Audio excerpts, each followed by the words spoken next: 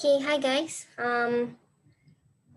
Welcome to P4. My name is Vaishnavi, Vanisha. I think you may know me, you may not know me. Can you hear me clearly? You can type it in the chat box as well if you are not gonna, if you don't want to talk, I'm okay. Yep, can you hear me clearly?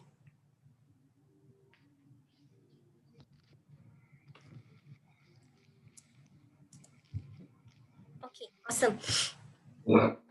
Okay. So what we're going to do today is we're going to do real options. Yeah, sorry for my background. Okay.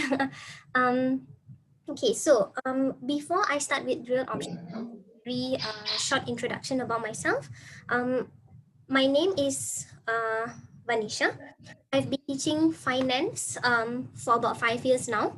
I'm an ACCA student. I did ACCA as well, and I have been a lecturer for about 5 years, and for the whole of 5 years that I've been a lecturer, I have been teaching finance. I've had good passing rates from my P4 students in the past. Yeah, semester results to see what happens and what is going on. So today what I'm going to do is today I'm going to do real options with you.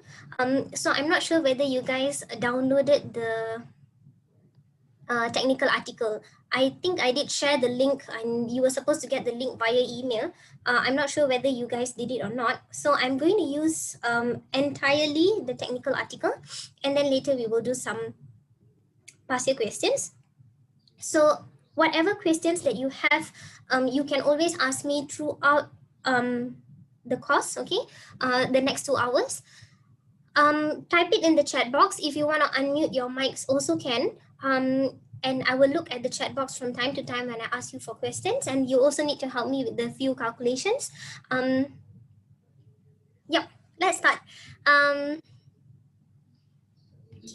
Let me arrange this. Okay, so today what we're going to do is we're going to talk about real options. But before, oh, sorry, one more disclaimer. Today, I'm not going to do 100% of the syllabus.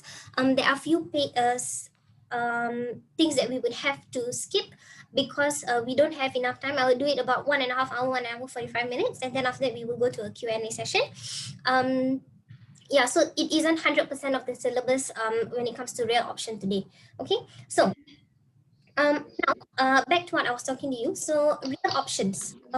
Before we go into explaining what is real options, the first thing that you would need to understand is what is an option. So, can anyone here tell me what is an option before I talk about real option?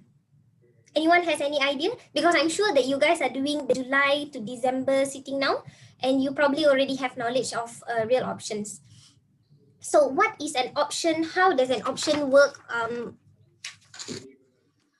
Do you have any idea about an option? So do you get a security, or is it just a piece of paper? What does an option do? How does an option work? An option. Skip the real option first.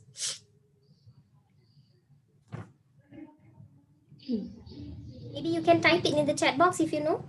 I would like you guys to be more interactive with me as you were in a normal class. Don't worry. I don't bite. I don't eat. I'm a vegetarian. I don't eat meat at all. Why would I bite you? So it would be good if you guys can communicate with me a lot more so we can have a two-way communication. It's going to be fun. If you guys are very quiet, then it's just going to be me talking and you are not going to feel as comfortable as you would if you talk to me a lot more. So let me try to ask this question again. Anybody knows what is an option?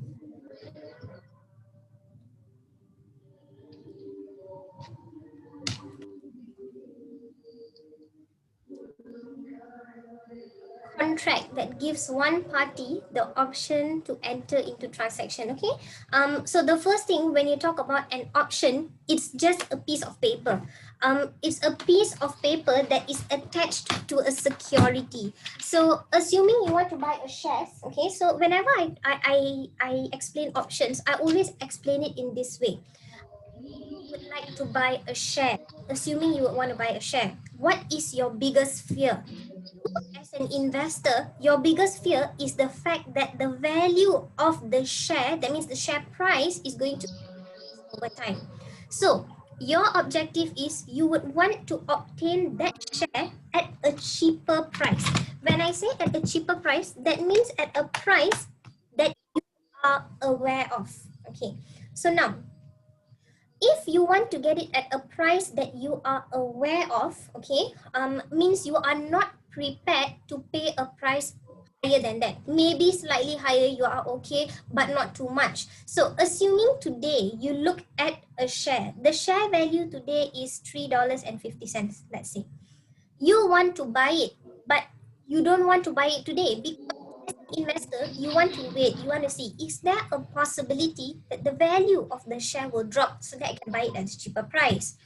So over time, what will happen is that the value of the share may increase or may decrease. It fluctuates. So your problem is not the value of the share decreasing. Uses, then you get to buy it at a cheaper price, which is good for you.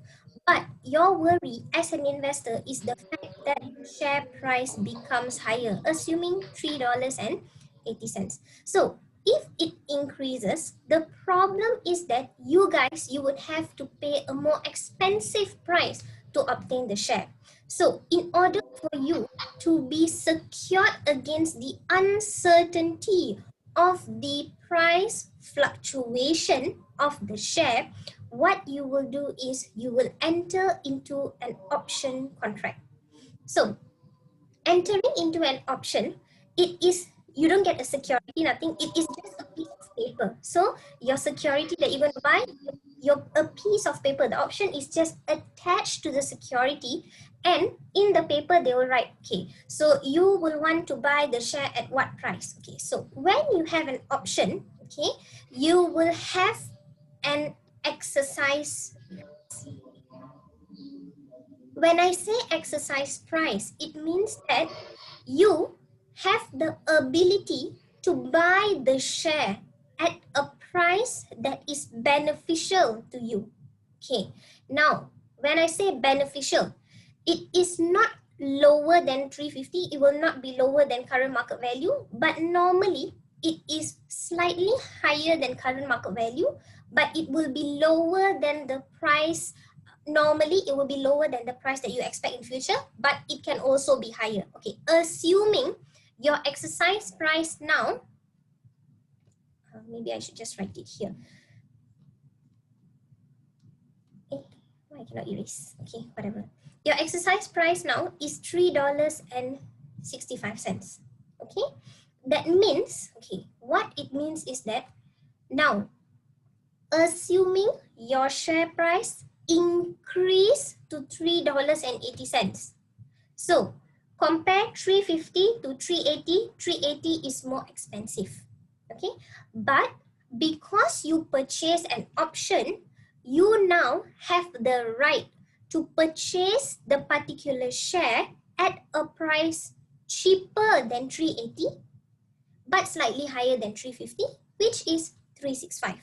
Okay, so that is your exercise price. So because you have purchased the option, you now get to exercise the option to buy the share at a more beneficial price for you as an investor. Okay, so now the exercise price, $3.65.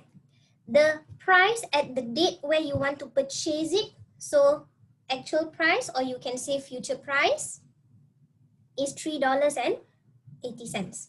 So which one is the lower price? Because you are purchasing, the cost to you is lower, $3.65. So you will exercise your option to purchase the share at a cheaper price. Okay, now assuming the price in future, so this is scenario 1. Scenario 2, assuming the price in future, it was actually $3.60. Your exercise price remains the same, $3.65. So when the actual price is lower, will you buy it at exercise price or the actual price? Which one?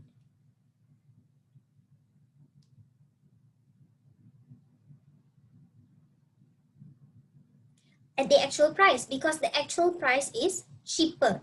So instead of you exercise the contract, you now lapse the contract. So now I have taught you 3 new terms: options, exercise price, and lapse. Exercise, you know, exercise price, exercise. Okay, now when I talk about exercise and lapse, why is it that when you buy an option, you can exercise or you can lapse? Okay, so that is the benefit of holding an option. The reason why investors buy an option is because an option, it gives you the right. Okay, the option, it gives the buyer a right to exercise or lapse the option at exercise date. Okay, so if it is beneficial for you to take on the option, you exercise your option. But if it is not beneficial for you to take on the option, i.e., your actual price is more beneficial, you will lapse your option. So the option, it gives the buyer the right, but not an obligation, the right to exercise or lapse the option. Now, you have 2 different types of option. You have a call option, you have a put option. So a call option is an option to buy, while a put option is an option to sell. Now, how I remember it, it might be a bit elementary, okay, but how I remember it, call and buy, alphabetically they come together, A, B, C, okay. Put and sell, alphabetically it comes together. That's the easiest way I find to remember. If you have a better way, that will be good for you. Okay, so that's how I remember a call option is an option to buy, while a put option is an option to sell. Now, my question to you, if you are a buyer of the option and you have the right, who has the obligation? If you are a buyer of the option, you have the right. Who has the obligation? There must be 2 parties, right? Yeah, 2 parties. One party has the right, another party has the obligation. If this is a trading, buying and selling, if you buy the option, you have the right. If the person sells the option, they have the obligation.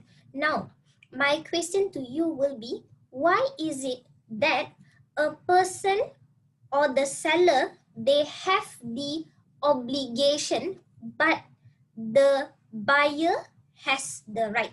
I repeat my question. Why does the buyer have the right, but the seller have the obligation?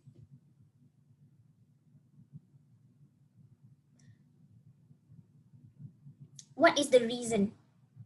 How do you, as a buyer, get this right?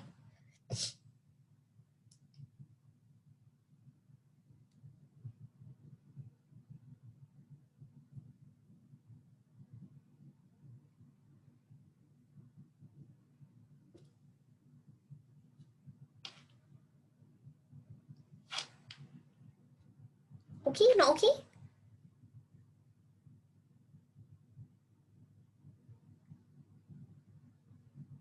Okay, the reason you have the right is because you pay a premium to obtain the right. So if you realize, okay, since since you may have studied all the other topics, compared to options, forward and futures, okay, the one that is the most expensive is your option because you pay a premium to obtain or to buy the right. So you have a premium that you need to pay. That is where you buy the right for you to be able to exercise or lapse.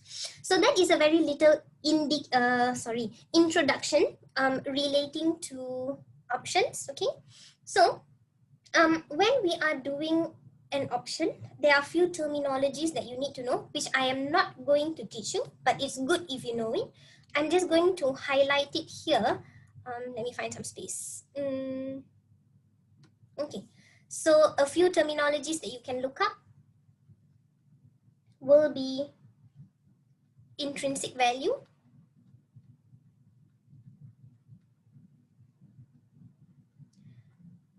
American option,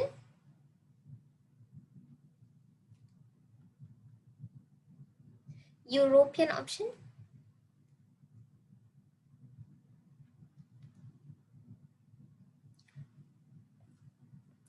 traded option, and over-the-counter option. Okay, so these are things that is worth for you to look out by yourself. Okay, so now for the next part, we will do real options. Okay, now moving on to what our actual topic for today is. It is real options. So I like to ask my students this question. What, in your opinion, what is a real option? What do you think is a real option? How does a real option work?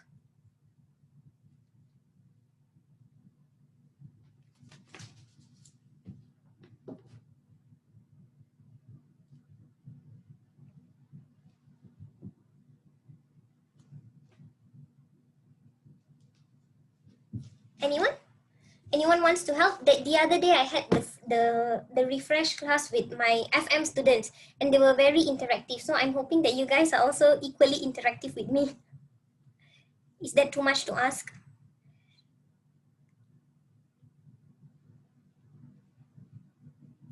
What is a real option? Anyone has any idea about what is a real option? Don't worry, if it's wrong, nobody's going to laugh at you. Nobody's going to say anything. We are just here to learn together.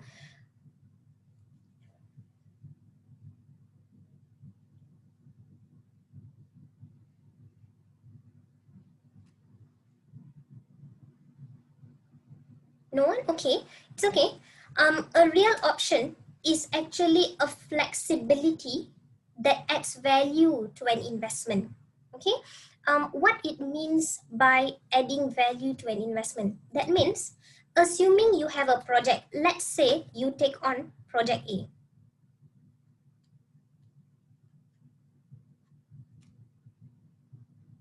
So when you take on project A, what may happen is that maybe you sign to take on the project 2 years later, but you sign the contract today. So when you take on this project, there may be uncertainties involved. Example, you may need to delay the project. You cannot carry on the project. You maybe have a growth option to the project. That means you need to expand the project in future. Or also maybe there may be a situation where you would need to abandon the project.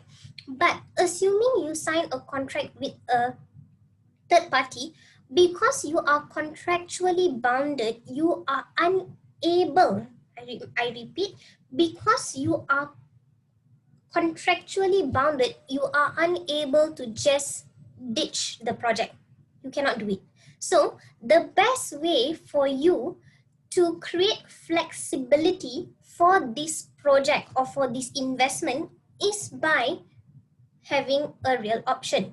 Because when you have a project, and you have a real option attached to the project, that means you have a flexibility to delay the project, you have a flexibility to switch or to redeploy the project, you have a flexibility to expand or to abandon the project.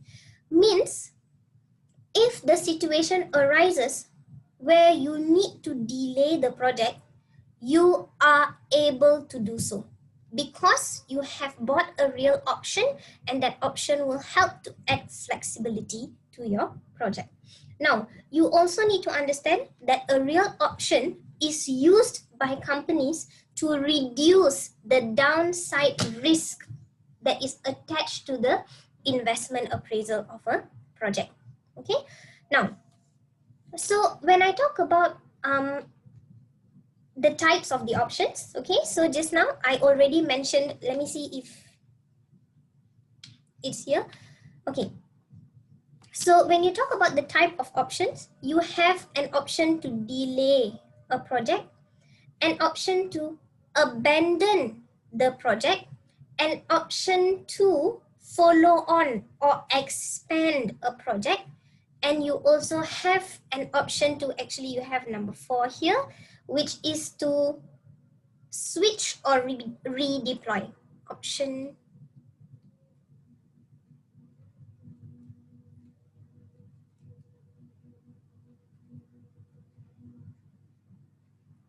Okay, now when you talk about an option to delay, okay, the first thing you need to know is what it means by an option to delay. That means you are able to delay the opportunity or the project or the investment without losing the opportunity of the cash flow. That means what you do is you just move the project to a future date. Next, option to abandon. When you say option to abandon, assuming you have 2 projects at one time, you have the choice to let go of one project, abandon one project and take on the other project. Next, your option to follow on, which is also called a growth option or an option to expand. That means assuming you buy a machinery, okay, and the machinery lasted for you for 4 years. After the 4 years, maybe you can upgrade the machinery in order for you to be able to take on a different project. So that will be a growth option. So it is an upgrade of your current machine, okay, for you to be able to produce more outputs, okay. Or you can see here another example would be opportunities which may arise from taking on an initial project. Example, the only reason you take on a project now or today is because the project that you take on now or today will give you an option to take on a bigger project in future. Okay, guys, you need to give me a few minutes. I'm having an emergency call. Just give me for 2 minutes, okay?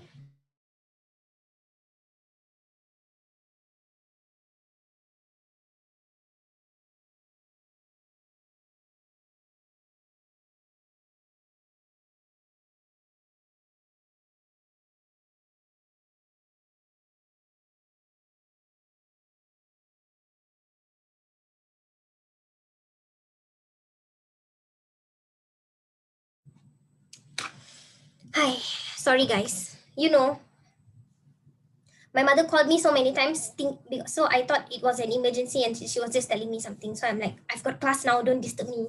So I'm so sorry about that. Okay. Where did I stop? Okay, option to follow on. Okay, another option is an option to switch or option to redeploy. Means the asset that is used for one project can be redeployed to another project. That means after you finish using it now, instead of you sell it off or you what do you call that? You dismantle it, you can use it on for a next project. Okay, so that is the option to switch or to redeploy. So now you need to know which of this is a call option, which of it is a put option, and which of it has hybrid properties. So the option to delay is a type of call option. Yeah, is a type of call option. The option to abandon is a put option. The follow-on option is a call option, and the option to switch or redeploy has hybrid properties. It can be either a call option or a put option. Okay, so now I want you to take 2 minutes to think about why is it that you call it a call option or a put option, or why does it have hybrid properties?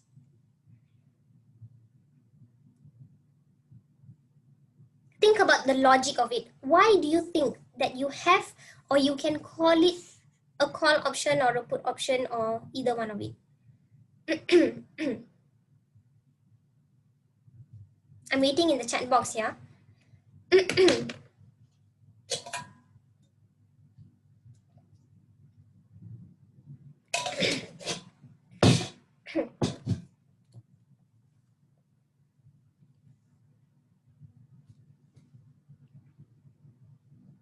Are you guys always this quiet in class?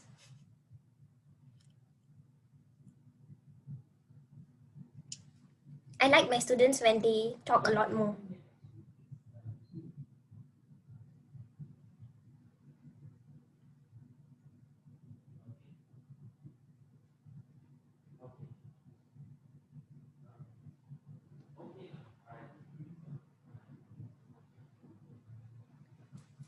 Just maybe give me 1 or 2 examples. Why do you call it an option, a put option, or why do you call it a call option? So I'm going to give you the idea or make you understand it with just using logic. So let's see whether you are able to do it before me.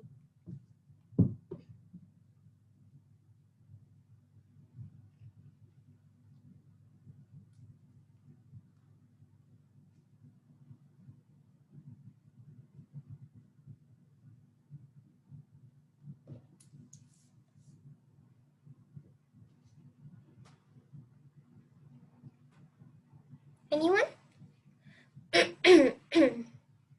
Well, if you are shy, you can PM me also. If you're that shy.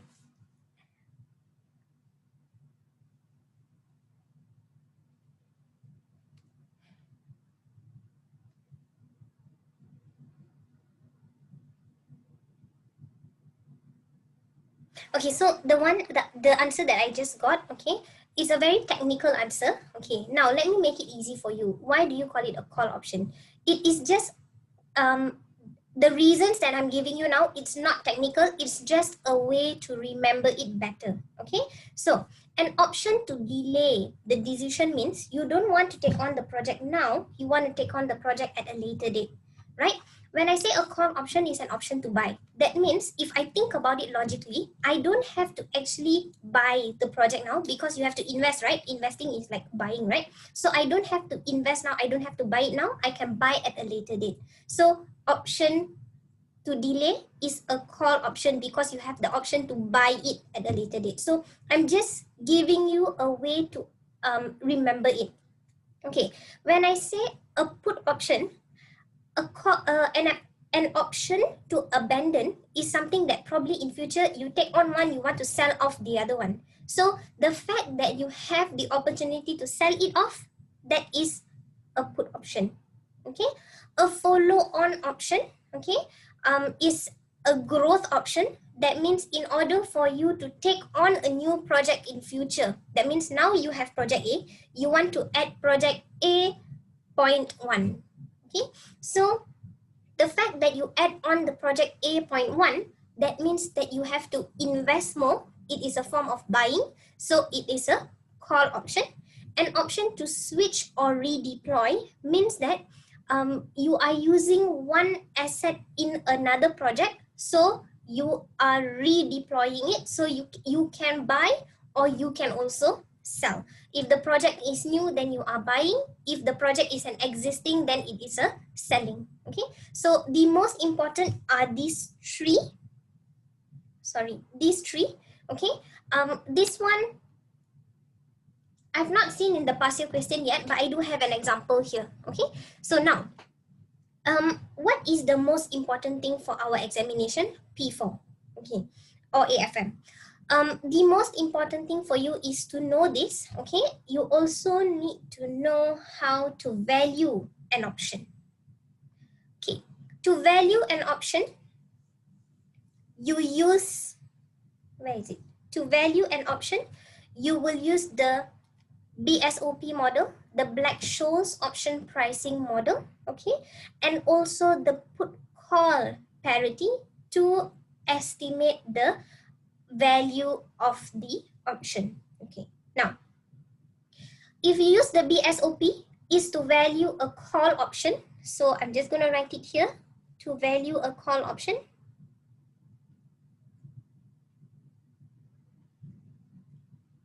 If you use the put call parity, it is to value a put option. So you must be very careful in the question. You must see whether your examiner is asking you to value the call option or value the put option. Okay, now assuming your examiner did not tell you, do you need to value a call or a put? You need to know it by yourself. How? By knowing delay, abandon, follow on or growth, switch and redeploy. You need to know what is the nature. If a delay is a call option, he asks you to value the real option, you need to use the BSOP model because you are valuing a call option. If he asks you to value an option to abandon a project, that means he is asking you to value a put option because an option to abandon is a put option. So this one, you will not use the BSOP only. You must use BSOP and then you need to use the put call parity. Okay, so the put call parity works only if you are able to find or to use the BSOP model. Okay, so you already know that to value to value an option, you use the BSOP model, the Black-Scholes option pricing model. Okay, so what are the variables that you are going to use in the BSOP model to value your real option? So the 5 variables that you will use to value your BSOP model, to value your real option using the BSOP model is PA, PE, R, risk-free rate, volatility, and time. So, does any of you here knows how to use the BSOP model, or does anyone of you already has anyone of you already memorized the BSOP model? Or you're still stuck somewhere? You're in a different world. Your lecturer's in a different world. Oh, okay, you haven't learned this in class. Okay, that would be great. So in order for you, okay, the first thing that you need to remember, the BSOP model, it is not that difficult for you to remember. Okay, do I have the formula here? No, so I'm going to give the formula now.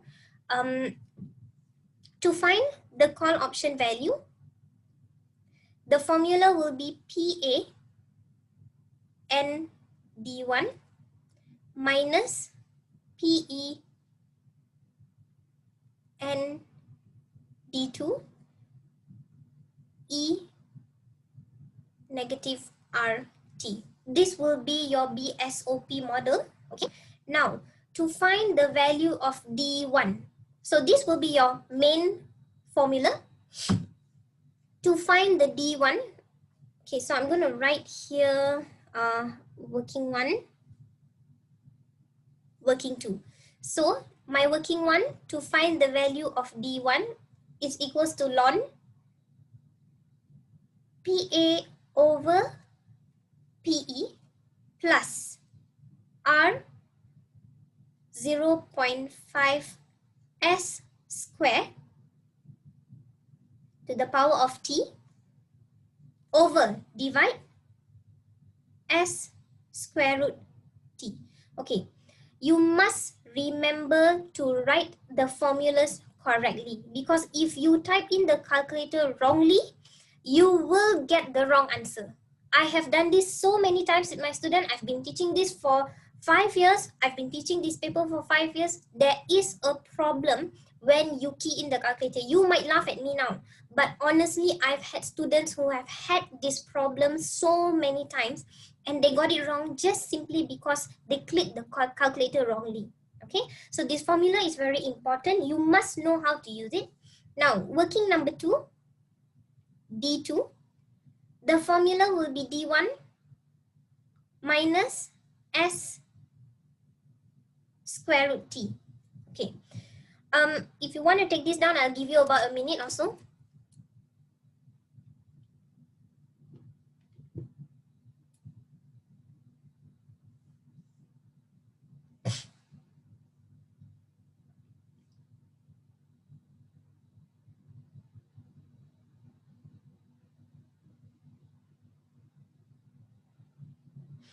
And then after that, you must find the value of ND1 and ND2. That I will teach you later. So maybe you can just write, if you have more space, then write it downward, please. I don't have enough space. So I'm just going to write ND1, ND2.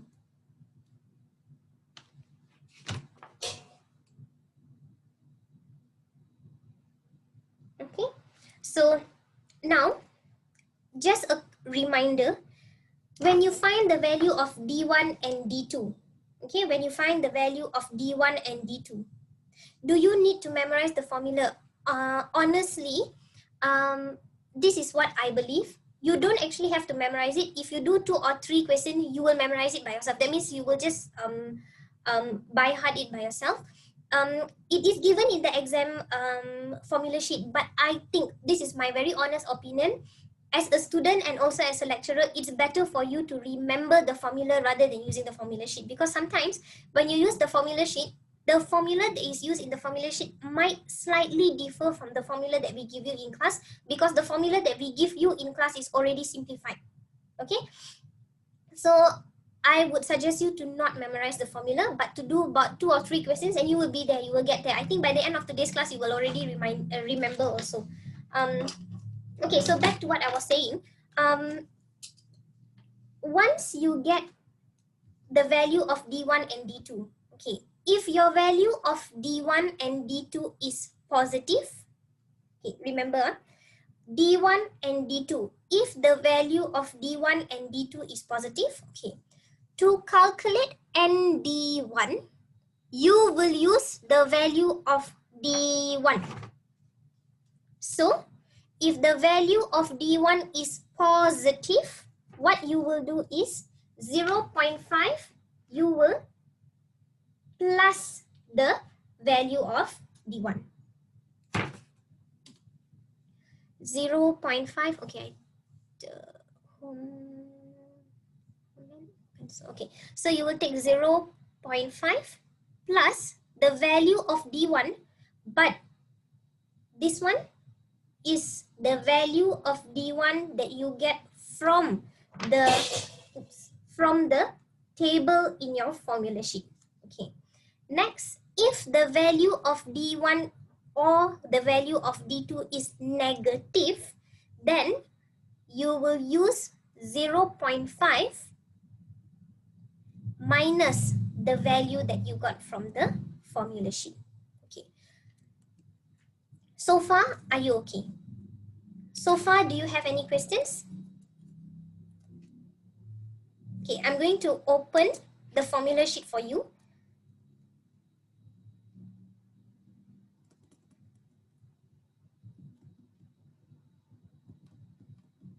Okay. You will use the standard normal distribution table when you are doing the BSOP model. So I just want to show you, I haven't done anything yet. Just keep in mind that the value here, 0.5 plus x, this x value, you will get it from the standard normal distribution table. This value of x also you will get from the standard normal distribution table. Now, if your value for ND2 is the same thing, if your D2 is positive, 0.5 plus. If your D2 is negative, 0.5 minus. Okay, so far you guys okay? Do you have any problem?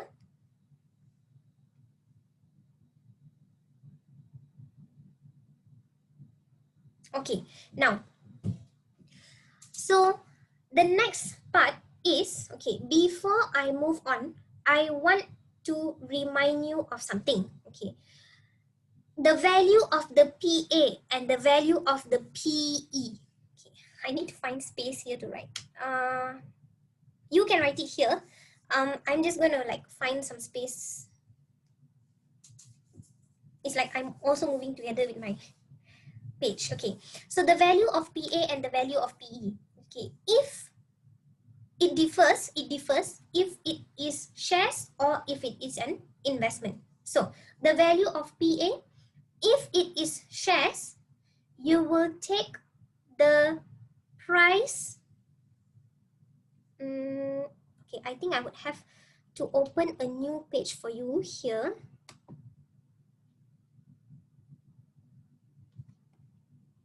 So that I can write it down.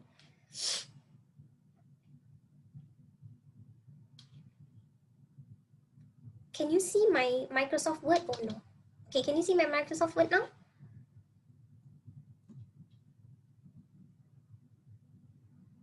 Yes, okay.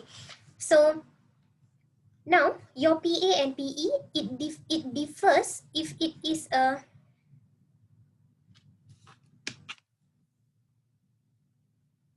sorry, just give me a moment now. I would have to, due to some technical errors, my pen is not working.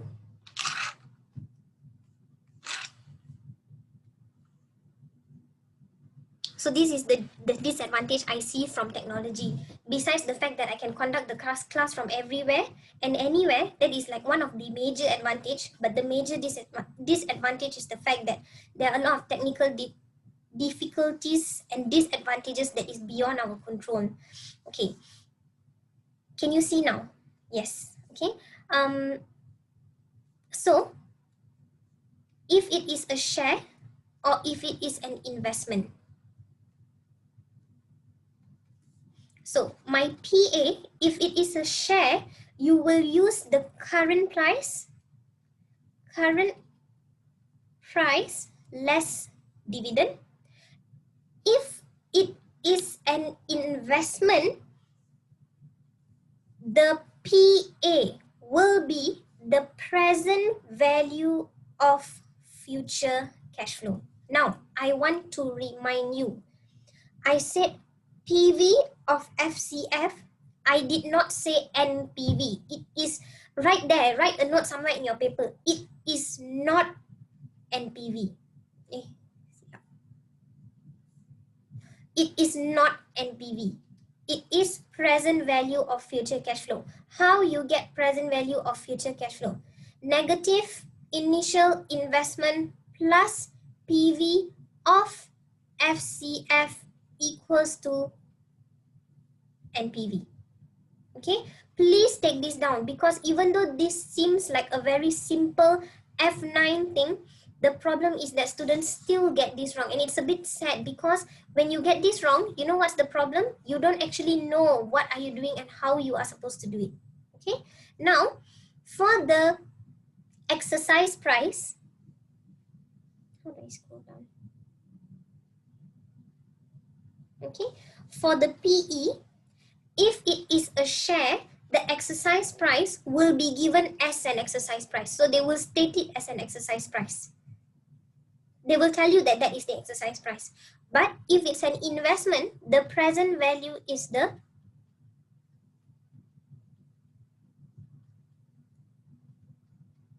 initial investment. So these are the two key things that you will need to take note if it is a, do you need some time to copy it? Let me make it smaller so that you can see my whole page. Okay, I'll just give you about 1 minute to copy it.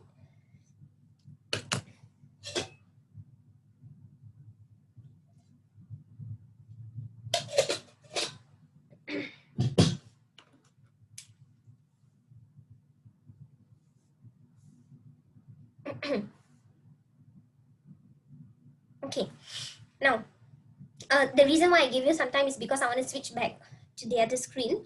Okay, if you're done, I'm going to switch back to the other screen. Okay,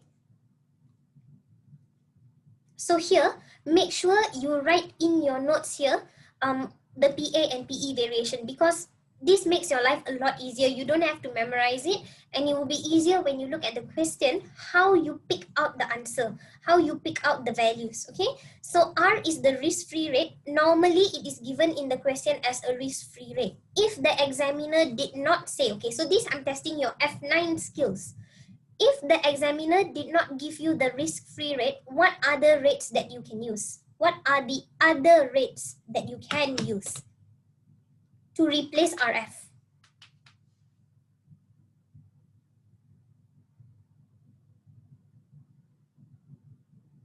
Which borrowing rate? There is a specific rate that you need to use.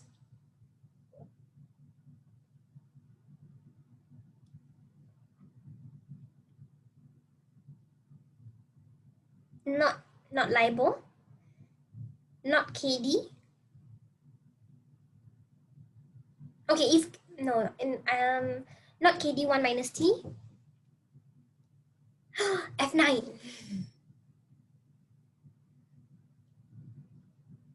It is the rate of the government bonds or treasury bills. Of course, it is KD. That's why I said KD. No, then I'm like, yeah, but I don't want you to know it as KD. KD is correct because KD is still the rate of return for the holders of the government bond or treasury bills.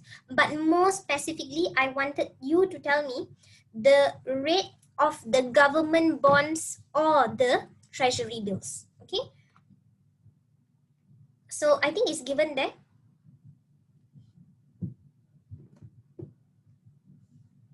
Where is it? Yes, offered by the short-dated government bills. Another term that examiner normally uses is treasury bills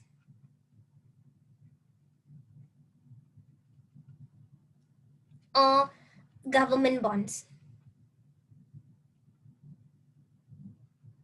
These are like the very common ones that they use. Okay. The next one, the volatility. So they will tell you the volatility or the standard deviation. Now, you must be very careful that examiner, I always tell my students this, ACCA examiner is very mean. Why? Because he likes to mislead you. He likes to bring you in such a way that you will be forced to think that that is the right answer, but actually it's not. So one thing that he does here is, instead of giving you standard deviation, he will give you variance. So what is the difference between standard deviation and variance?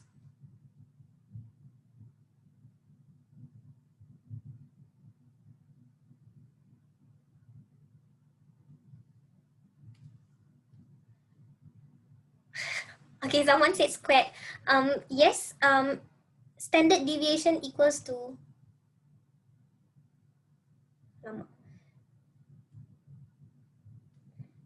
sorry. Standard deviation equals to the square root of variance. Okay, or variance is standard deviation squared.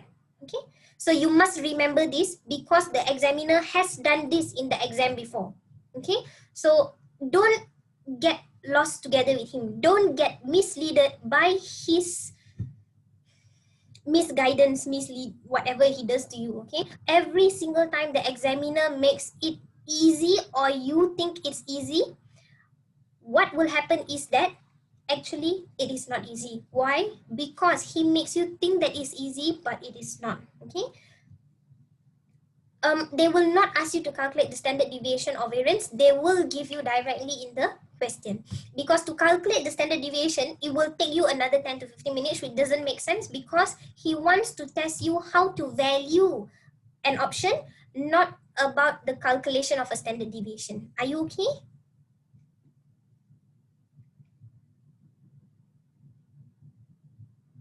Okay, I assume you're okay. Now, so here I've given you 3 examples, okay? Not I, the technical article has given you 3 examples. Number 1, an option to delay the project.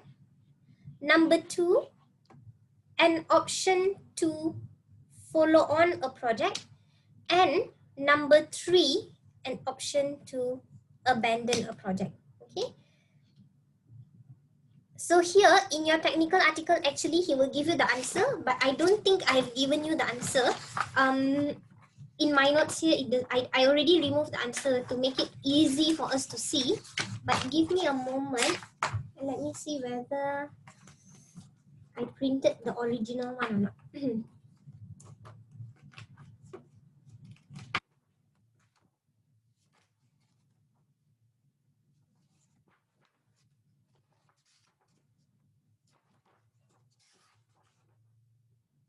Okay, so it's okay. So what he asked you to do here is that options.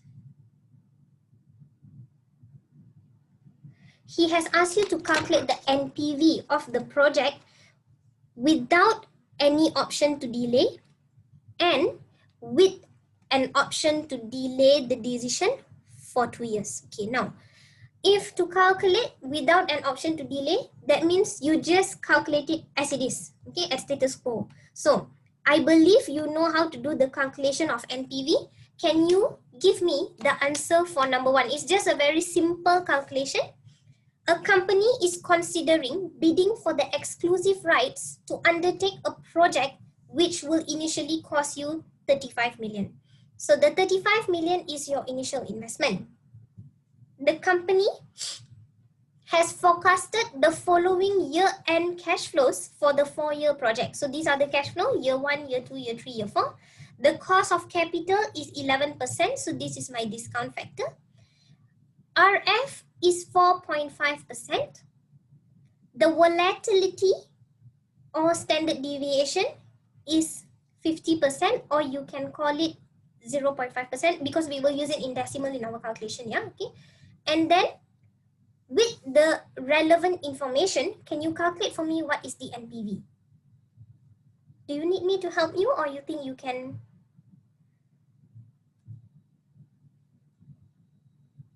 If you need help, let me know, then I can also help you. It won't take me more than 2 minutes to do it. Can show the table. Okay, can I teach you a trick? You are talking about the discount factor table, right?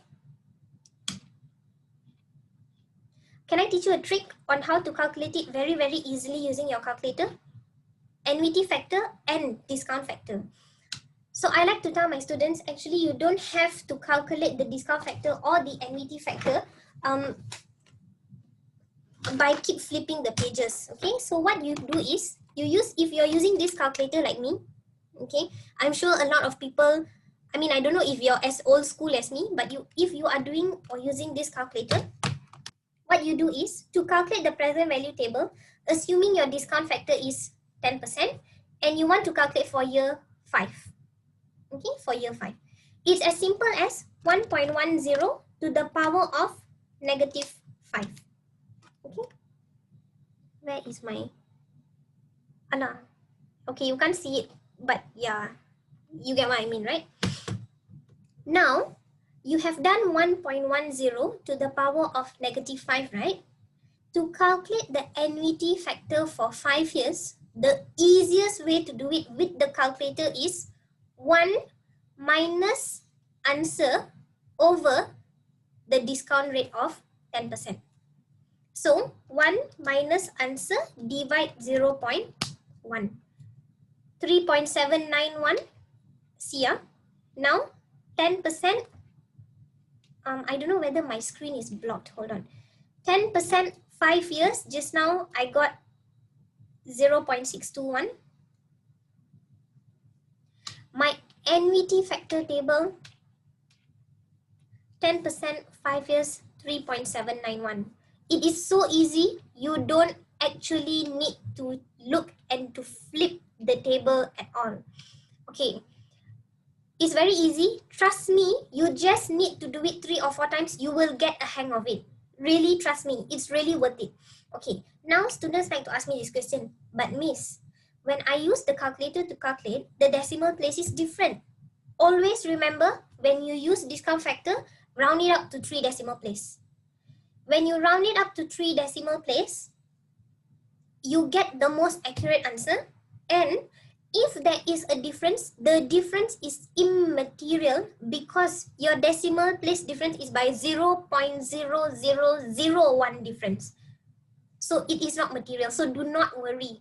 Just trust me and use the calculator. If you are using computer, if you are doing CBE, it is so much more easier to do P4 with CBE.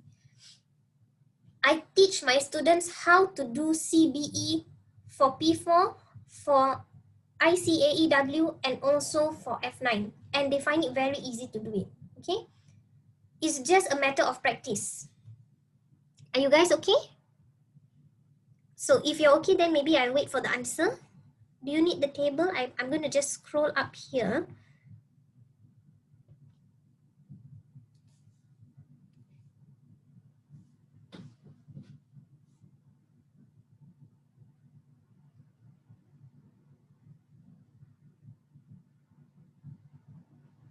So once you're done, you can just type out the NPV.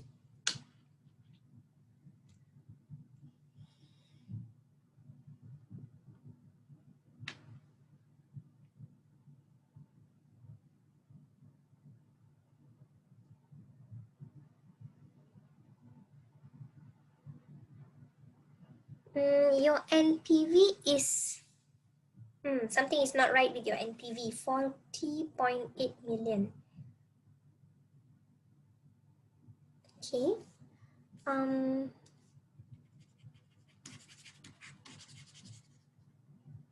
Okay, so assuming I say present value of cash flow.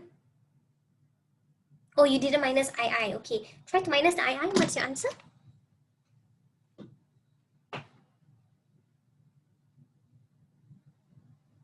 5.8. Yes, your 5.8 is the correct answer. That means your total present value, maybe I just write here, total present value is 40.8 million. Is that correct, Izudin?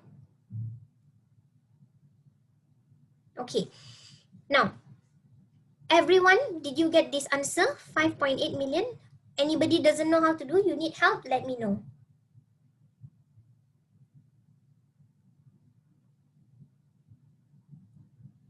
You need help. Got it. Okay. Okay, so I assume that everyone else also got it together. Now, the best part is for us to do this part of the question. The NPV without an option to delay. I'm going to switch to my Microsoft Word so that I can do all the working in one page.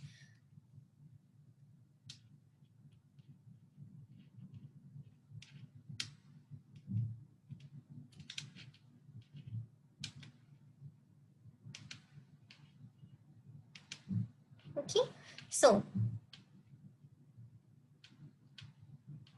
now for this question, okay, we need to identify all our variables first. So PA, PE, SRT.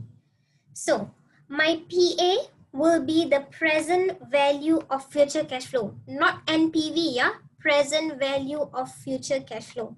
So my present value of future cash flow, okay, but you need to remember the present value only from the time when you start taking on the project, okay? So if you read, so, okay, wait, let me just do this. Let me share my whole screen with you.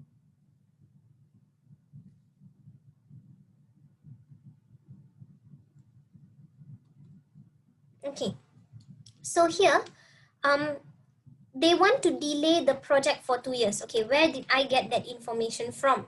Here, he said he want to delay for 2 years. So if you delay for 2 years, that means you don't do it in year 1, you don't do it in year 2, you start your project from year 3 onwards. Okay, but you must remember, when you start your project in the 3rd year, so you delay your project, right? Supposed to start in year 1, you did not start in year 1. Supposed to start in year 2, you did not. So you delay by 2 years, you start in year 3.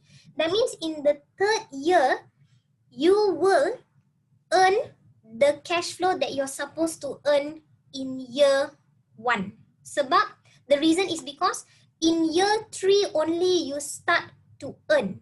By right, if you start immediately in year 1, you will get the profit of 20 million. But now, you delay your profit for 2 years, that cash flow that you're supposed to earn in 1 year, in year 1, you only will earn it in year 3. Is that clear, or you need me to re-explain?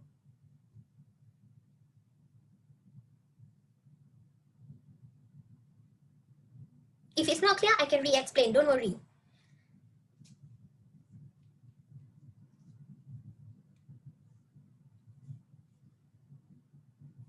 Can re-explain, don't worry.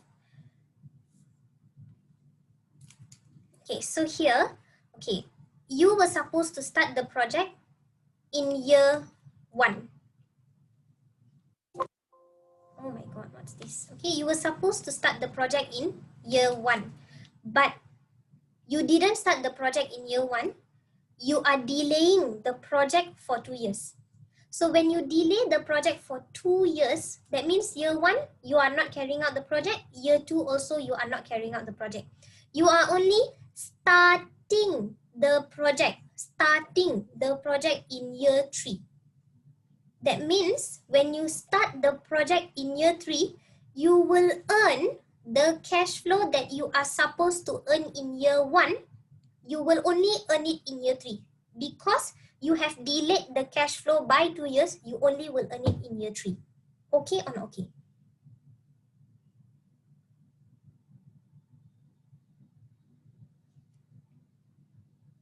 Understand? Okay. Now,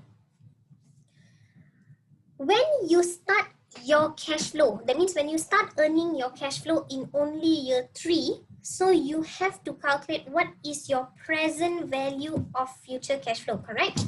So to calculate your present value of future cash flow, now, just now you're 20 million. What you did was you multiply by 1.11 to the power of negative 1, correct? That's what you did just now. But now, because you only earn it in year 3, you will not use 1.11 to the power of negative 1. You will use to the power of negative 3 because you earn it in year 3 only. Okay, so if I want to find my PA, I will do this. Year cash flow DCF at 11% PV. Okay, so year 3, 4, 5, 6. That means I delay it by 2 years. 4 years, I delay by 2 years, so dia akan jadi 4, 5, 6 years. Now, my cash flow just now was 20, 15, 10, 5. 20, 15, 10, 5. So I will use the discount factor that is relevant to year 3, 0.731, 0.659, 0.593, and 0.535. Can someone find for me what is the value? And then find what is the total present value of future cash flow. Okay, if anybody got any problem, you can just PM me to ask me where is your problem area. Okay.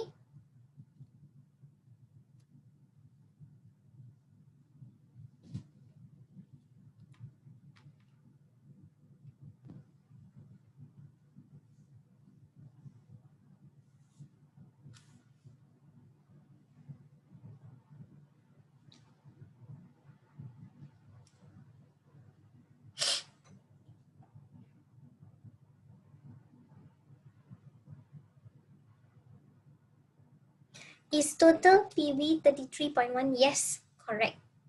33.1 million. So my PA equals to 33.1 million. All right.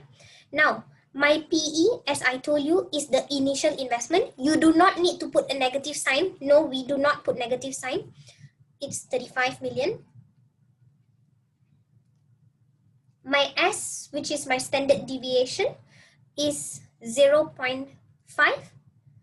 RF was 4.5 if I'm not mistaken. This is by memory. Correct me if I'm wrong. And then my time, okay. My time is the time of you delaying your option, because this is an option to delay, right? So the T will be how many years you delay your option, because you are valuing the real option. That means you're valuing the option. So the option allow you to delay by 2 years. So the time will be 2 years. Okay. Now we can already start to put in the formula. C equals to, can I remember the formula?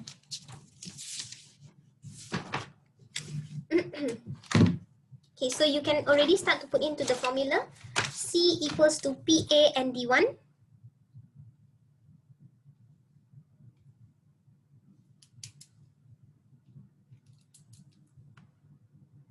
And D1 minus PE, PE, and D2 E negative RT over, sorry, no over here. Only D1 got over. So the value of D1 equals to ln PA over PE plus R plus 0.5 S square T over S to the power of T. Okay, now I'm going to input the values. Ln, my PA was 33.1 over 35 plus 4.5. 0.045, remember, because everything you are using in decimal place. 0.045 plus 0.5, again 0.5, the value of S square, T is 2 over 0.5, 2. Okay, now you need to be a bit careful.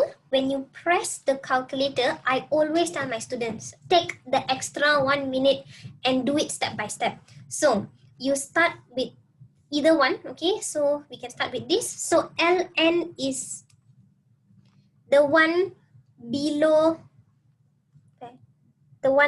constant. Okay, this is your Ln. This one, below constant, beside log. Okay, so you use that Ln, open bracket, 33.1 over 35. So negative 0.056.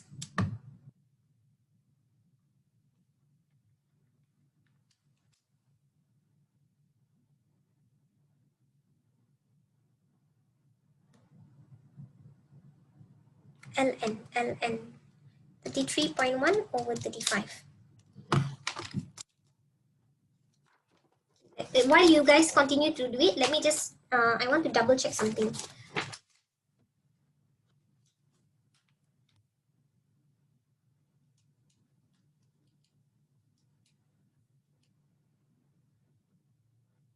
Okay, and then after that, you do 0.5 square, multiply 0.5 plus 0.045, multiply by 2. This is 0.34 over square root of 2 multiply 0.5. If you guys know how to use the calculator, just put in one line, go ahead. I'm not a pro at that, so I don't take the risk normally. 0.056 plus 0.34 over 0.707. Okay, so this is the answer here for D1 should be 0.40.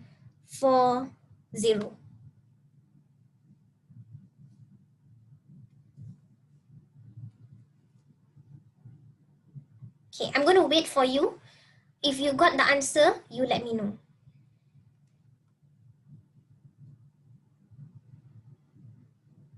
Okay, I only put it into decimal place because the reason is because if you look at my standard normal distribution table, you only have two decimal place here. So that's why I only put my final answer into decimal place. Okay, and then find the value of D2. So D2 equals to D1 minus SRT. Sorry, ST. D1 minus ST. So 0.40 minus, what was my value of ST just now? 0.707. So minus 0.707.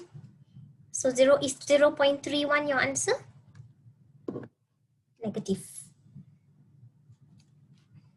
Did you guys get the same answer as me?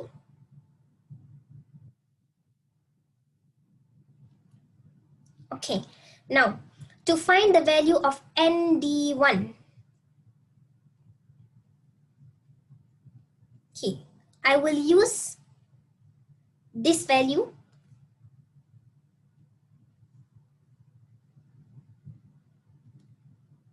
Okay, so 0.40 is a positive value, so I will equals to 0.5 plus. Okay, remember 0.40 is a positive value, so I will plus. Okay, I will look at this table, 0.40. 0.4, the first decimal place, second decimal place, mine is 0, right? So 0.40. So the value is 0.1554. Are you okay or are you not okay? For my ND2, it's a negative value. So I will take 0.5 minus, I will go to my standard normal distribution table. 0.31, 0.31, 1.217.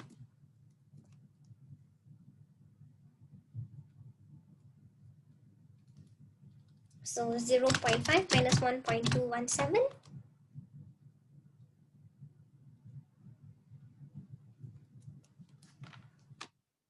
Did I get negative? 0.5 minus, did I write the correct thing? 0.1217, sorry, 0.1217.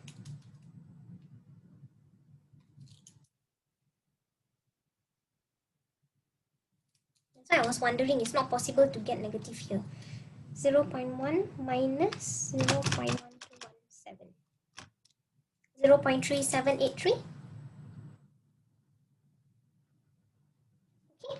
Now that you have all the answers, D1, D2, and D1 and D2, you already can place it into this formula. So PA, okay, value of C equals to PA ND1 0.6554 minus PA ND2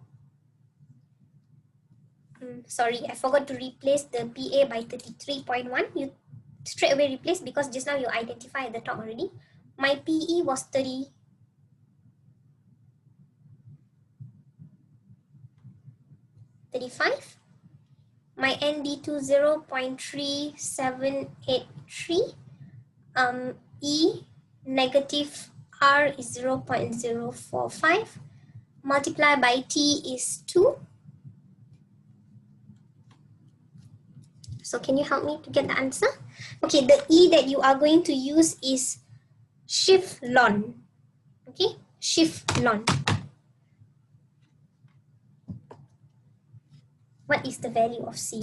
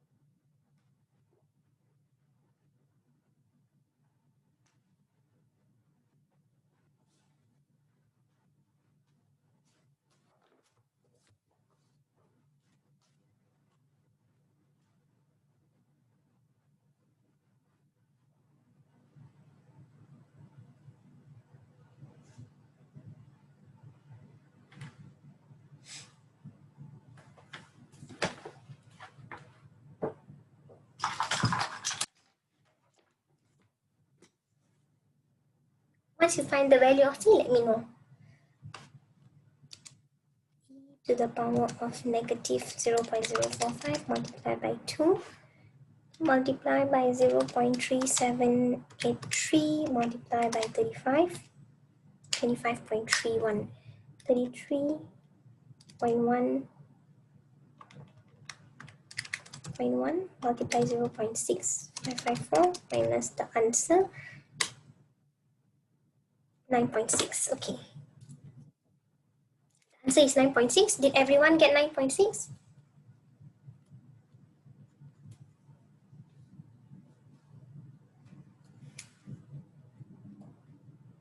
Yes, okay. So what it means is that when you delay the project, okay, your value of the project has increased because initially when you did not delay, your NPV without delay was 5.8 million. When you delay the project, it increased to 9.6 million. So if you are the company, would you rather delay the project or would you take on the project as it is? Delay because the value is higher. The value that you get from the project is higher than the current value of the project. Are you okay? Now, for the next part, okay, go back to my question here.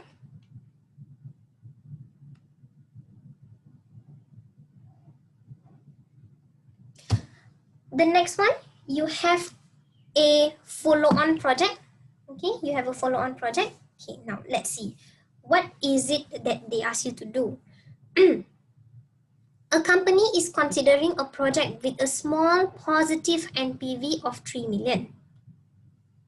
But there is a possibility of further expansion using technologies developed for the initial project. That means now you have it for 3 million, and then subsequent to that, you can follow on the project or you can expand the project in, did he say how many years? Haven't yet. Okay, in a few years time. The expansion would involve undertaking a second project in 4 years time. In 4 years time. Currently, the present value of the cash flows of the second project is estimated to be 90 million. So project 2, PV of cash flow,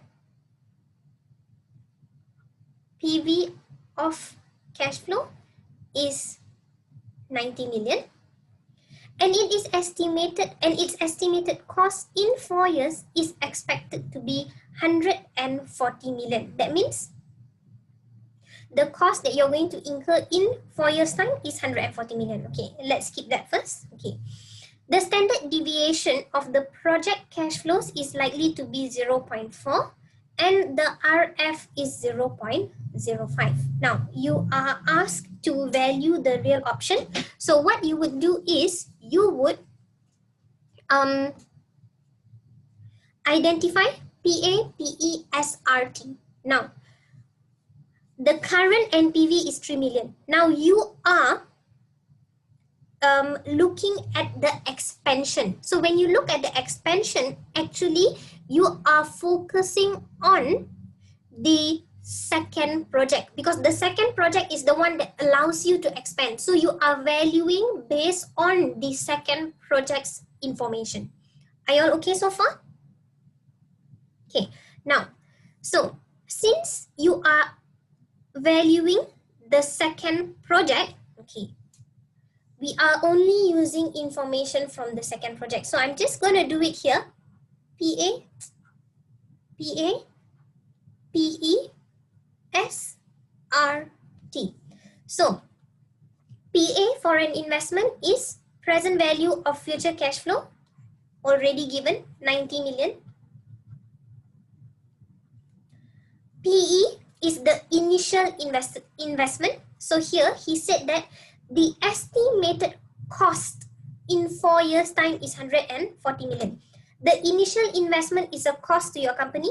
In the 4th year, when you want to take on the project, you have to pay him 140 million. Okay, so the expected cost in 4 years time is also the initial investment, because that in 4 years time, when you are going to start the project, you will incur that cost. So that is the initial investment for the second project. So my PE is 40 million. Standard deviation 0.4. R 0.05. Okay, what is the value of T? Use the concept or the logic that I taught you previously. How do you answer what is the value of T?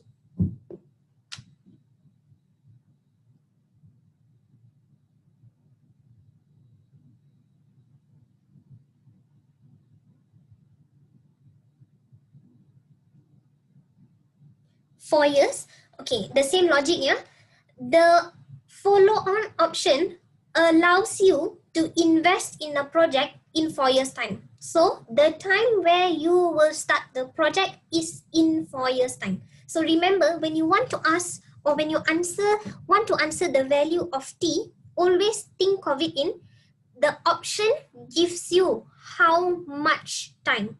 So just now, the option allow you to delay for 2 years.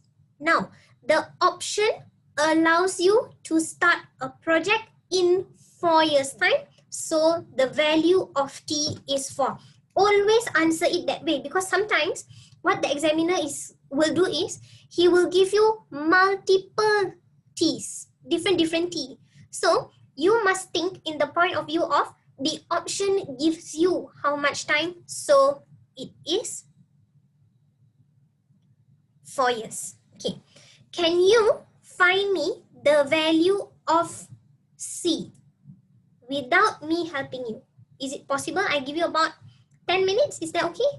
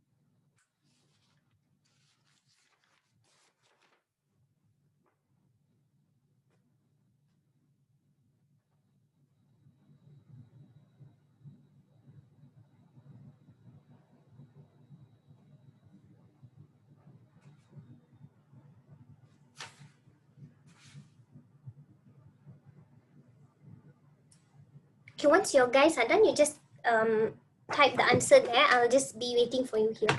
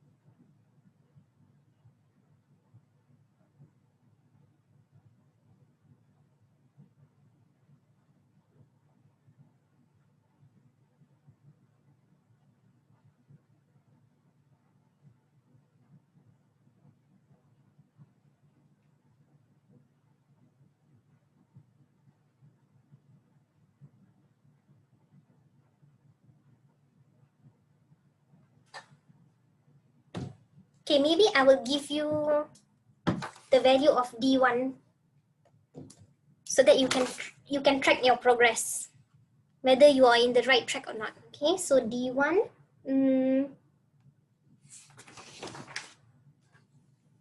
the value of D1 is 0.1. The value of D2 is negative 0.70.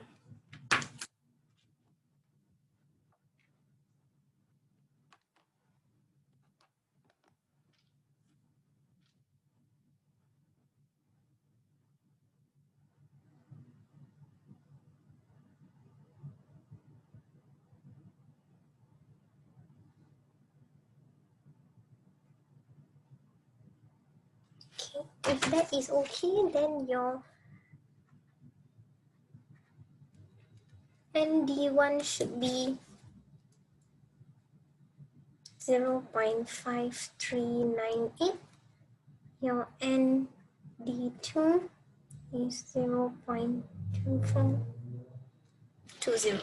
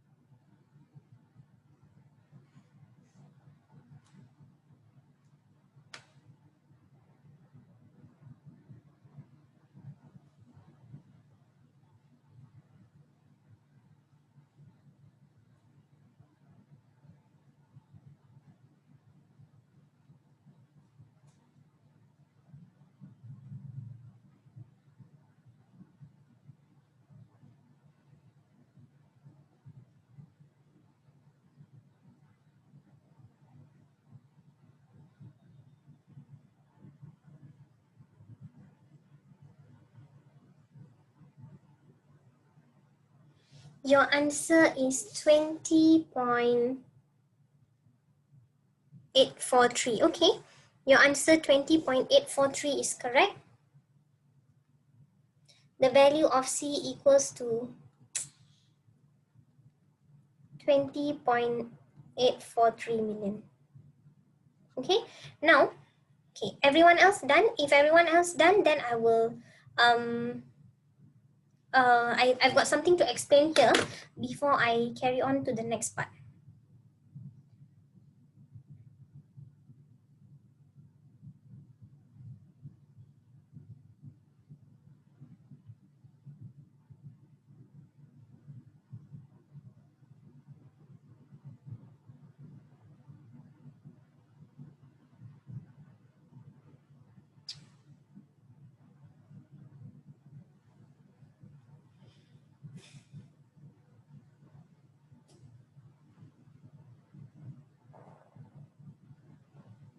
Okay, so since you're done, okay, you need to understand one thing, that here, when you are valuing the option, the value of the option alone is 20.843.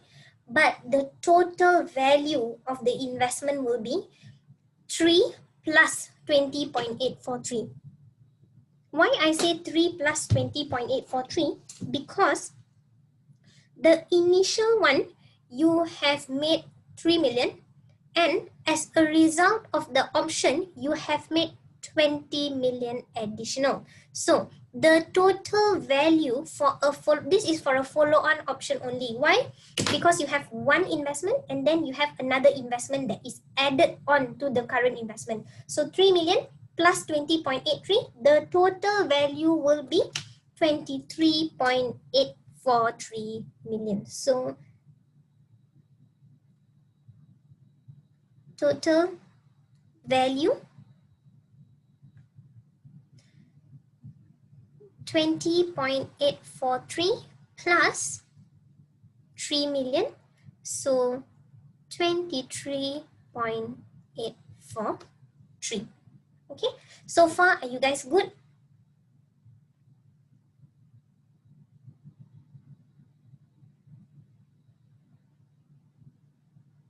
Okay, now for the last one, it's an option to abandon. So before I start the question, before I ask you to do, before I identify anything, what method will you use to value this option? I want to see whether you're alert or not.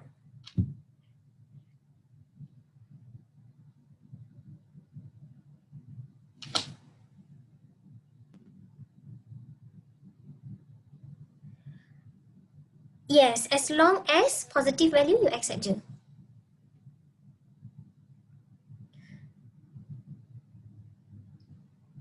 Abandon, yes, abandon use put. Good job. Okay, so for an abandon option, you will use put option. Okay, you will, it's a put option, so you will use the put call parity to value it. Okay, so what you will do is you will do the BSOP first, and then you will do the put call parity. Now, for this question, okay, there will be a slight difference from what we had done before. Okay, so let's look at the question. So an option to abandon, Okay, he asks you to find the option without calculating, okay, without including the real option and when you include the real option. So let's look at the question. So he said Duckco is considering a 5-year project with an initial cost of $37.5 million. Okay, and has the estimated present value of the cash flow as follows. Swanco has approached Duckco and offered to buy the entire project for 28 million at the start of year 3. That means after 2 years, you have the option to sell it to Swanco. Remember my wording. After 2 years, you have an option to sell it to Swanco at 28 million. Now, why I say after 2 years? Because you are selling it at the beginning of year 3. That means at the end of year 2. So after 2 years, you jual already. Okay. The risk-free rate is 4%. Duck's finance director is of the opinion that there are many uncertainties surrounding the project and has assessed the cash flow. It can vary by 35%. Okay, now this one is a bit different because the first difference is option to abandon. It's a put option. You use the put call parity. Okay, that's number 1. Number 2, PA, PE, SRT. PA is always present value of future cash flow. Okay, so present value of future cash flow for this one.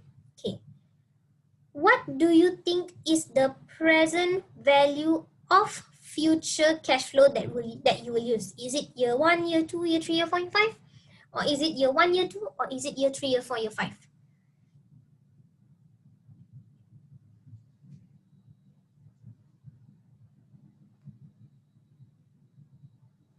Sorry, I forgot to open your chat box and I'm waiting for the answer.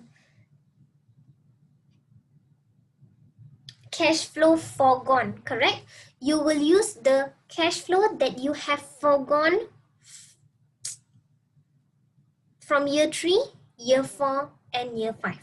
Okay, why? Because with the option, you can sell the project. When you sell the project, because of the option, you do not earn year 3, year 4, year 5. So as a result of the option, you cannot earn year 3, year 4, year 5.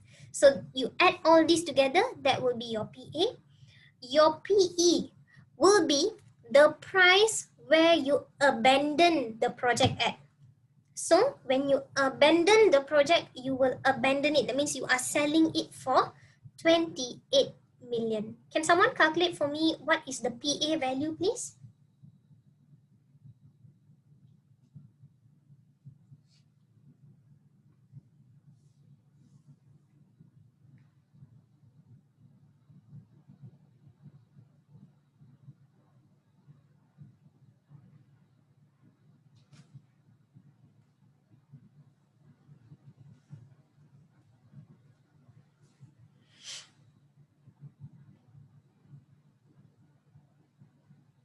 $30.6, okay, million.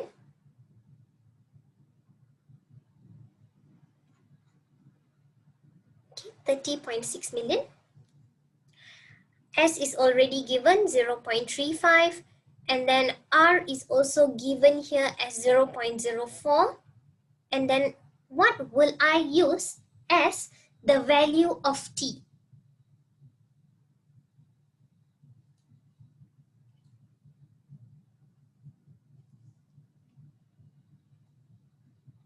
Yes, 2 years. Remember how to read it, right? Because you have an option to abandon, you will abandon it at the end of year 2 or after 2 years. So the value of T is 2 years. Now, can you try to do it for me, please?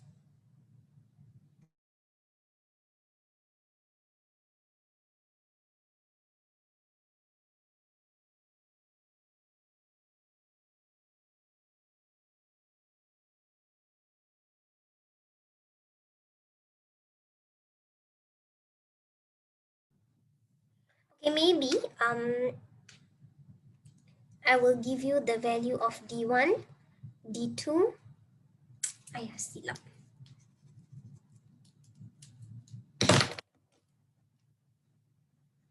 D1, D2, and D1 and D2. D1, D2, the value is 0.59, 0.09.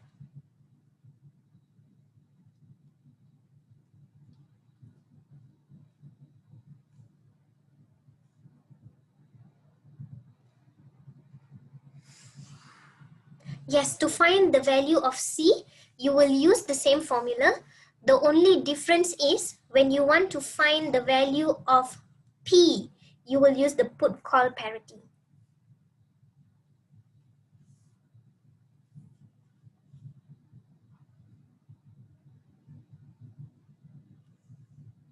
And D1 will be 0.7724.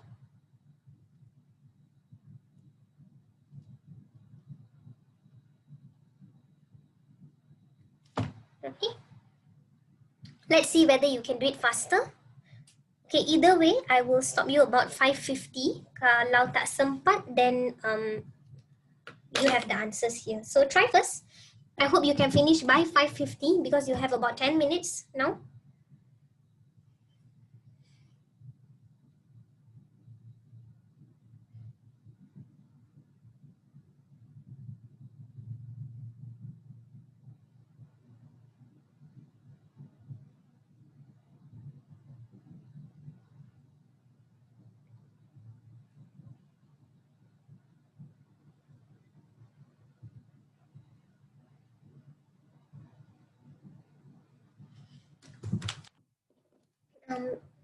Yeah, then you can give me what is the value of C, what is the value of P.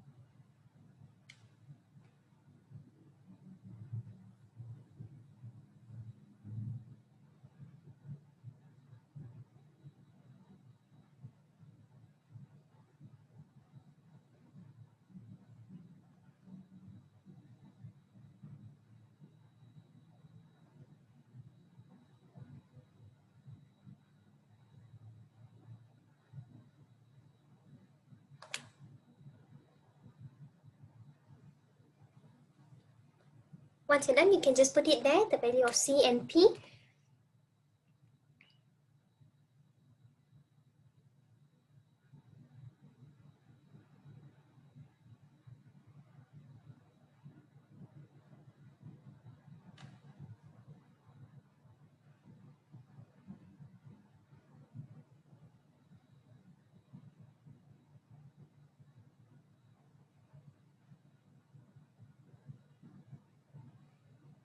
Okay, the value of C is 8.25. The value of P is 3.5. Okay, correct.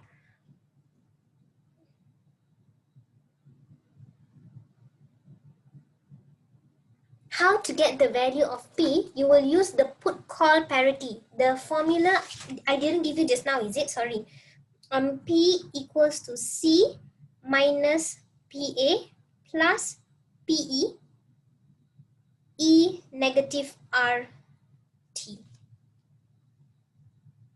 For those who haven't learned this yet, yeah.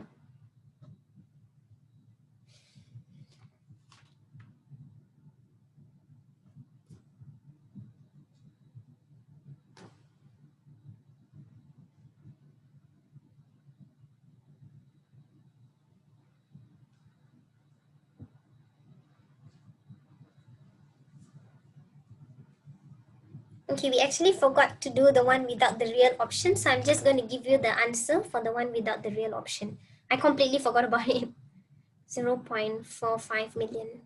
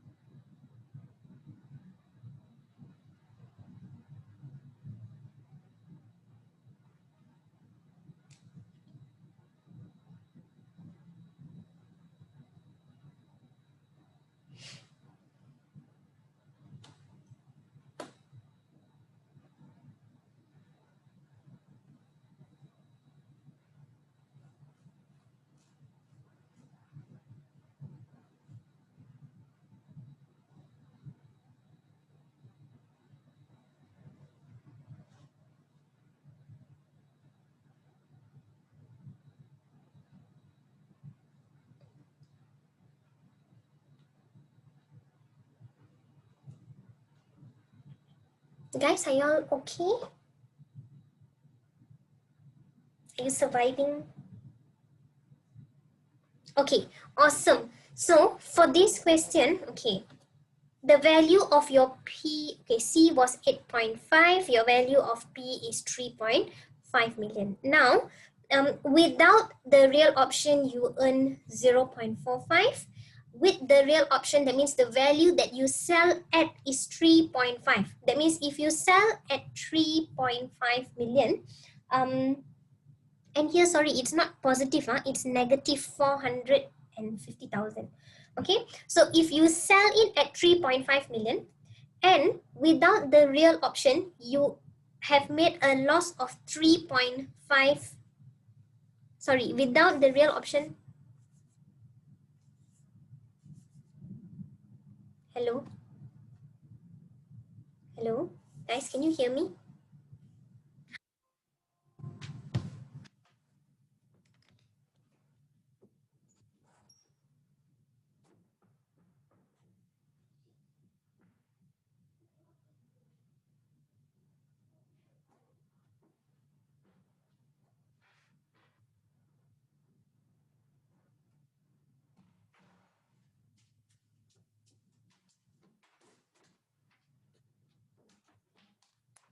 Sorry, I had to abandon you for a while because my laptop ran out of power.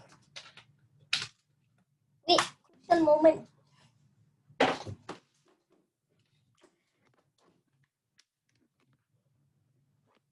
Okay, oh my god, I did not expect this at all. I'm so sorry.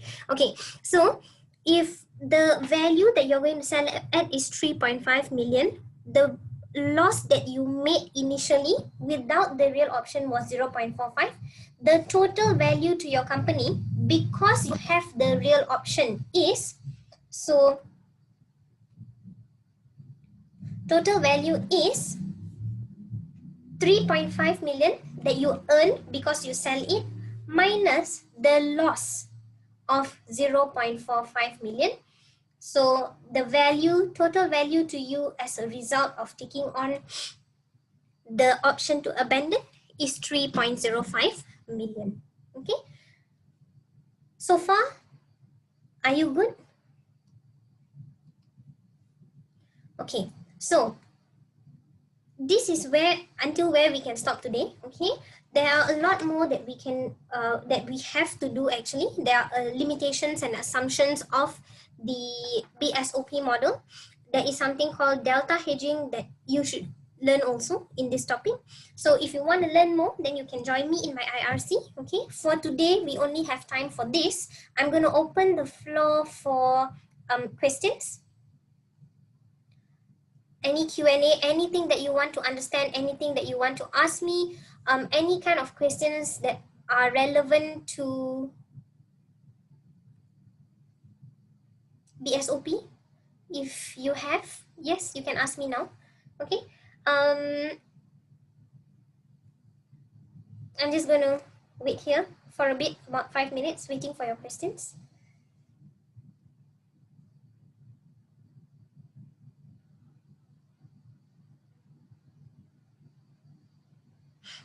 The IRC usually is in a physical class, but we also have a Zoom class running concurrently. That means in the IRC previously, what I did was I had a class and also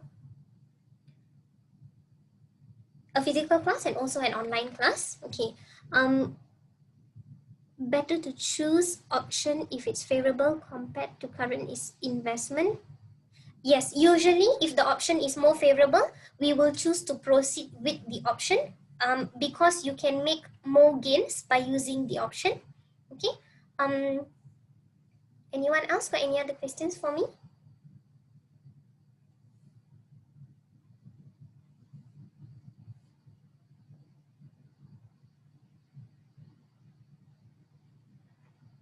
Follow-up options don't have to find present value at 0.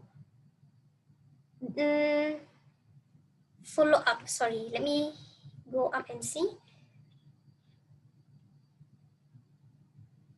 Yang delay, you ada cari.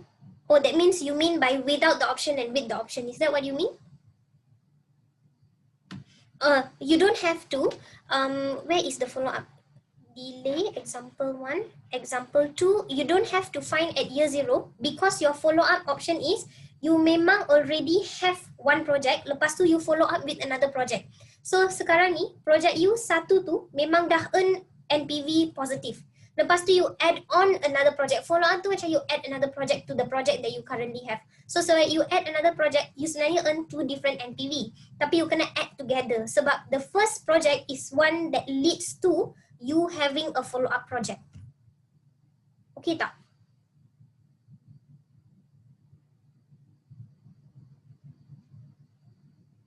Okay.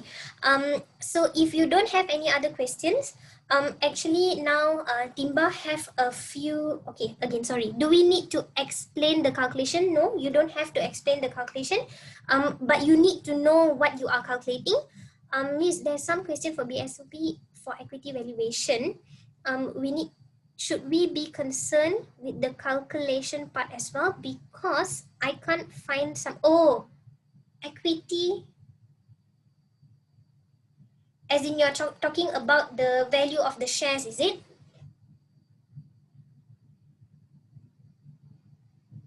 Okay, at the moment, I have not seen a question like that. He has only always asked you for investment. But like I already told you, if he give you shares, PA and PE, the only difference is the PA and PE. SRT, semua sama, everything is the same for S, R, and T.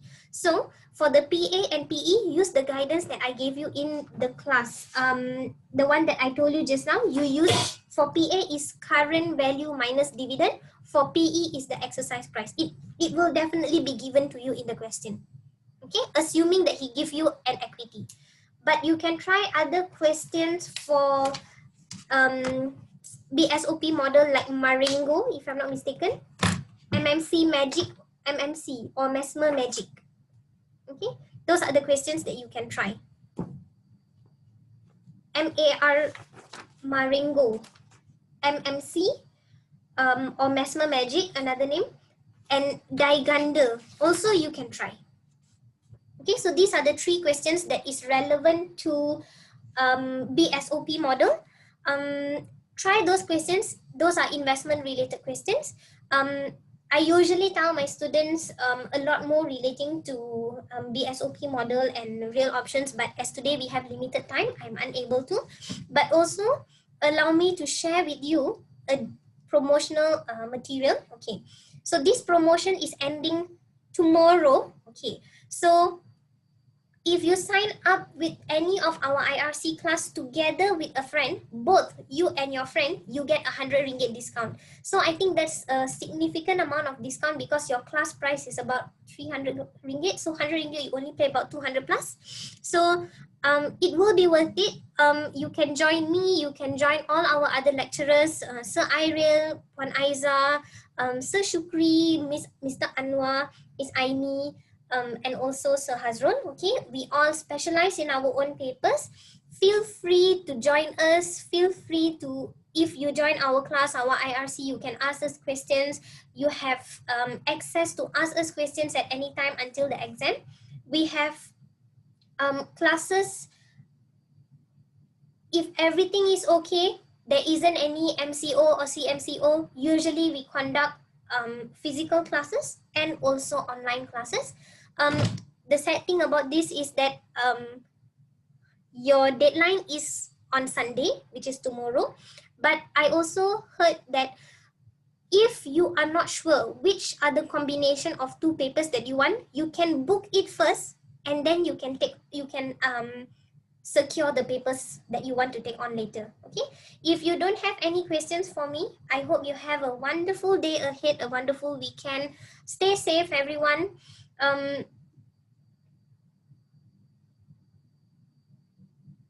Recorded sessions, I'm not sure, but I did record it. Okay, I'm not sure whether they will provide it to you or not, but I will definitely give it to the management. I have a strong feeling that they will, because last class also they provided the recording to them. Okay, anything that you want to ask me besides that? Anybody? Okay, if no, I hope you have a wonderful day ahead. Stay safe, everyone. Stay away from problems. Prepare for your exam in December. I wish you all the best. Take care.